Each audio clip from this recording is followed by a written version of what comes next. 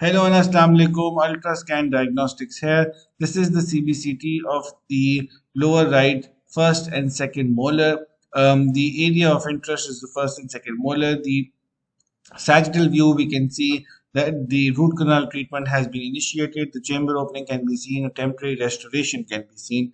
If we move to the transaxial view, on the transaxial view, we can see that the chamber opening is quite significantly lingually. Here, this is where the mesiolingual canal is, and this is where the mesiobuccal canal is. Does not seem to be any perforations in this tooth. No major periapical pathologies can be seen either. If we measure the working length, approximately is 18.6 millimeters. There are two canals in the mesial root. If we move in the distal root, we've got one single white canal in the distal root measuring approximately 20 millimeters. If we move on the axial view, we can see this is the temporary restoration. This is the chamber opening. As we can see that this is more centered towards the lingual aspect.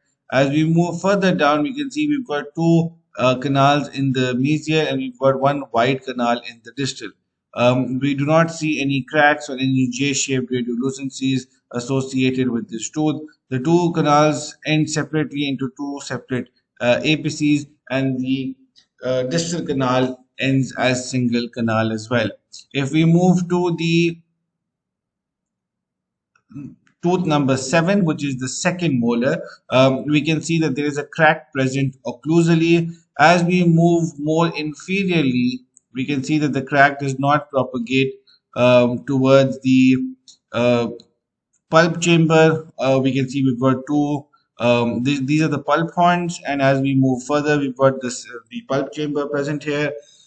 We've got two canals in the mesial. The canals are more centered towards the buccal aspect. We've got a single canal in the distal as well. The crack does not seem to be propagating below, and this tooth can be restored without a root canal treatment as well. If we move to the transaxial view, on the transaxial view, we can clearly see that this is where the crack is. The crack is in close approximation to the pulp horns. But as we move distally, we see that the crack is very superficial. Yes, it does move further below, and clinical judgment will be needed to see if there are symptoms of irreversible pulpitis. But this is not a vertical root fracture, this is only a crown fracture at the moment. So, if you have any further questions regarding this case, please feel free to reach to our team. Thank you very much.